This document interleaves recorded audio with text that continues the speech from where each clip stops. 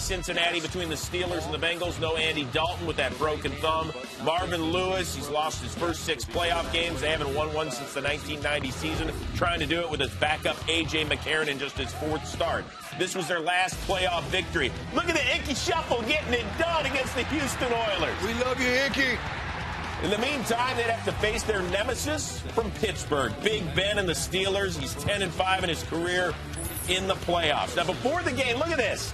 All the officials at the center line to keep the teams separated. A lot of bad blood here. No-fly zone, huh? No-fly zone. So there's no D'Angelo Williams. But how about Jordan Tomlin, a nice job he did. And then Reggie Nelson on the sidelines. Watch what happens. He and the Steelers offensive line coach, the Hall of Famer Mike Munchak, get into it. And Munchak gets called for unsportsmanlike conduct. Man, dreads, man. A coach? That's a Hall of Fame. Hey, Mike don't play that. On to the second quarter. Here comes the rain. We are scoreless. 3rd and 12. McCarron wearing no glove and gets picked off by Antoine Blake. Ill advised throw there. It's one of the one times he took a shot in the game, and it was horrible. It led to a Chris Boswell field goal and the first points of the game. Steelers' next drive as McCarron started to get fit for a Dan Marino isotoner. Vincent Ray nearly picks it off at the goal line. So Big Ben avoided that turnover. Boswell would tack on 3 more. 6-0 now in the 3rd. McCarron hit by Jarvis Jones. That's a fumble. Pick it up. Big fella Camtop. No! Ball. Now it's William Gay who returns it to the house. He did that with a pick 6 in their earlier meeting in Cincinnati. He got flagged for unsportsmanlike conduct. Now, McCarron actually lost the ball. That's ruled a fumble. Big fella Cam Thomas is ruled down there, as you can see. As far as Gay's touchdown, it's knocked off the board. The Steelers would eventually get a field goal and a 9-0 lead. Antonio Brown, another 100-yard effort for him. Mama, there go that man. The baddest man in the game right now. That is a 60-yard gain. Steelers have 1st and goal. And then 2 plays later, remember Big Ben called out Martavis Bryant this week, said he had to grow up and toughen up? I got you. How's this for a catch? The somersault, and the ball was between his twins and on his hamstring. This is great, man. This was a great catch. Wow. And focus and concentration. And that's the way to finish. In his last 2 games combined, 1 catch, 6 yards. Bryant had a huge evening in Cincinnati. Steelers would go for 2. They would fail, so it's just 15-0 at that point. Kind of maybe an odd decision for Tomlin at the time. But look at that catch. Even Odell Beckham Jr. on Twitter said, wow, what a catch. So the Bengals' ensuing drive.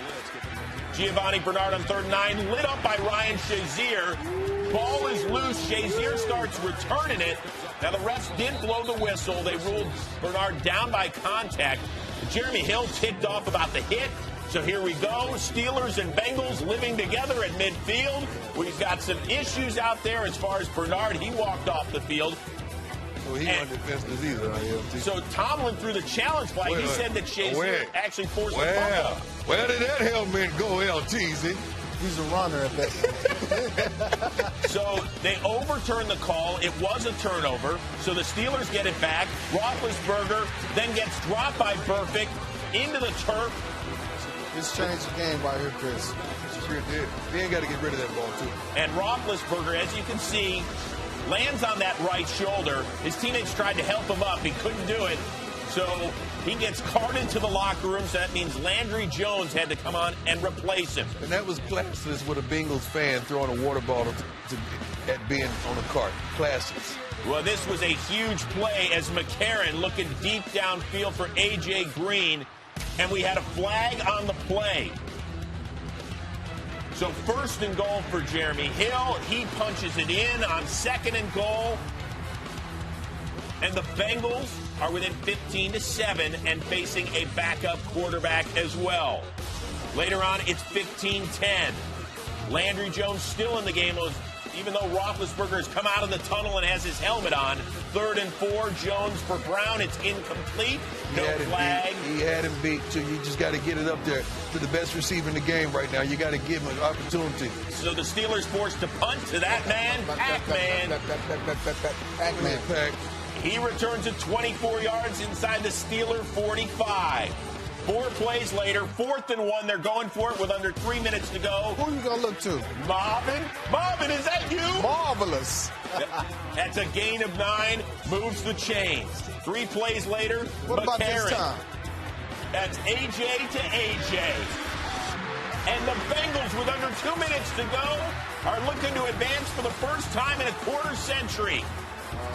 Under 2 minutes is the key statement. Hey, Big Ben. Now, the Bengals going for 2, but this is...